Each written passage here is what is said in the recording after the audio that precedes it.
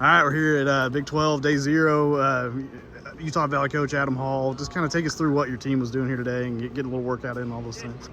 Just getting to our best positions, and at this time of year, you're just on autopilot, and we kind of just put them in a couple different scenarios and trying to hit their number one, number two attacks and just get to where they're good from top and bottom, and just really shake out a lot of the travel and kinks and just feel the air and environment in here before we get going tomorrow.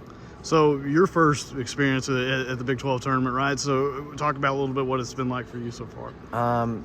It's been good so far. The hospitality's been great from the Big 12, and Nick Williams has done a great job. And luckily, we were here for NCAA's a couple of years ago, so it's not the first time in this building or around. We started walking around. Timmy and I were like, we remember this, like the gates to get in and just parking and everything. So it's nice being able to see and feel it out, and we've already been here.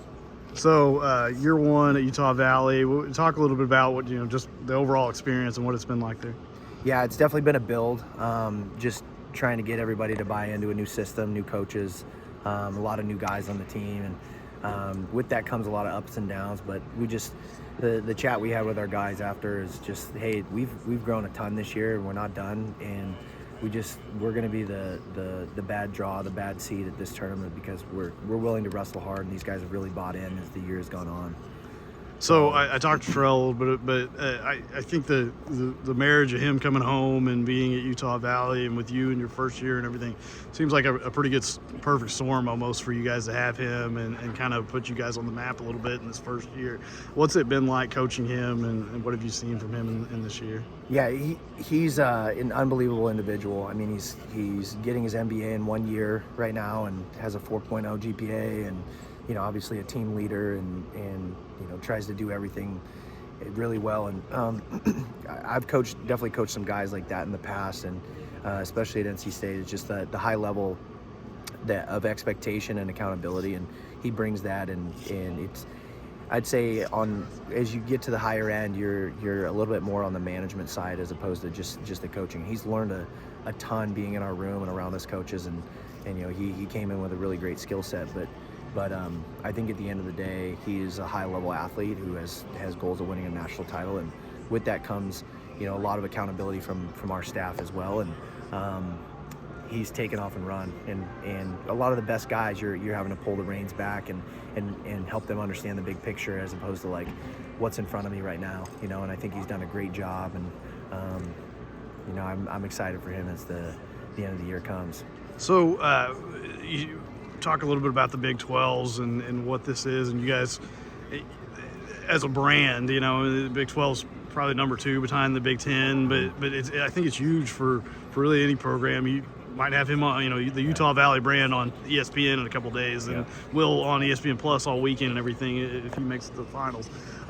What's being a Big 12 affiliate, I guess, mean for the school and the reputation and all those things for you guys? Yeah, it's been great, just in terms of, like you said, the branding at the school. We have the Big 12 all across our gear, everything in our room, and I've gone over to BYU just like 10 minutes down the road, and we were supporting some track athletes from our school at a meet, and we had some BYU people come up to them, and they were like visibly distraught. They were like, "Are you mocking us? Like, you're not in the Big 12. I'm like, well, wrestling is, and we were actually in the Big 12 before you." And so just like enlightening people that like what we're about. But I think it's a huge deal for recruiting, and just people want to wrestle the best guys want to wrestle the best guys, and so when you're recruiting the best kids in the state of Utah and in the West, and people that fit our program, they're excited about the schedule that we built this year and the future and what that holds, and being in a big conference like the Big 12. So when I first started writing and covering wrestling, I was covering Oklahoma State, and pretty familiar with Pat Popolizio and what he's done at NC State. And really, if you've asked my personal opinion, one of the most impressive coaching jobs of a former Oklahoma State guy with what he and you and others built at NC State.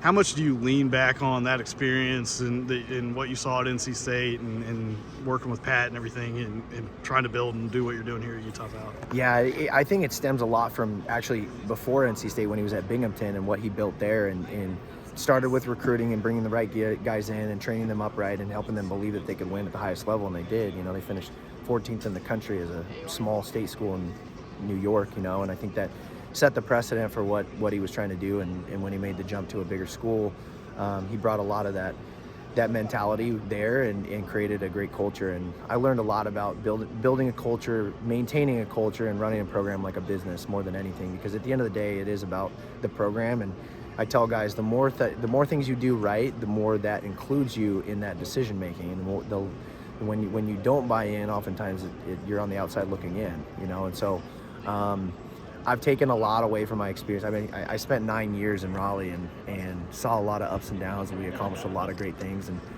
I think the biggest thing is just how to run a program the right way. So, and speaking of that, you guys, to open season, I mean, Oklahoma State's open season, well, I don't know if it was open season, but or one of the first goals of the season, and you guys set record crowds. Just had a really incredible environment. The guy that did all the planning for the event and all those things, he put some stuff on Twitter that I thought it was awesome to see how all the pieces that went into it, and it was cool. I loved watching it. It was an awesome thing. What do you take from that as far as that any program, I guess, could sort of apply to get things like that? Because year one, right out the gate, you guys do something like that, and I thought that was really, really cool to see. Yeah, I think it starts with just high expectations and having people involved that actually believe in that vision. And when I came on my interview, we walked through the arena and I said, how many people can fit in there? Like, close to 8,000. I was like, well, let's get 8,000 then.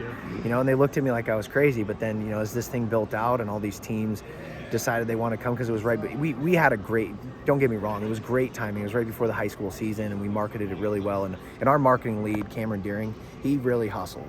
He built that thing from the ground up, basically, with all the marketing that he did, the cool props that he had up for the match where the guys ran out of the tunnel. And he really took, these shirts, he really did a lot with it and ran with the event. It was a lot of work, but he helped to have a lot of success. And I think what we take away from that is just there are people yearning for good wrestling in Utah and in the West, and it's great to have a program that people are excited about, and people are coming down from Idaho, over from Colorado. I had 20 former teammates from Boise State who showed up. That blew me away more than anything, just people that were from all over and wanting to come back and support me in the program, So it definitely sets the bar high, as we bring in good teams this next year. We have Stanford and Nebraska coming in, and I'm actually trying to get NC State out to Orem, Utah as well. And as we do that, the expectation is going to be pretty high for drawing fans. Well, hey, it was awesome. It was a really cool way to kick things off. I love that. So Big 12's here this weekend. What's kind of Terrell, I imagine, it's a championship or bust kind of deal, but with the team as a whole, what's kind of the expectations this weekend?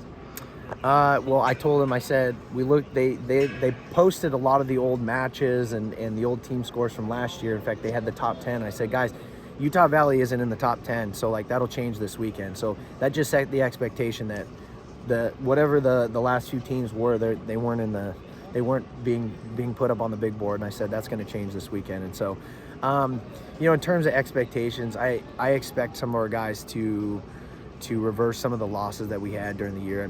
We look at a guy like Riker Fulmer at 157.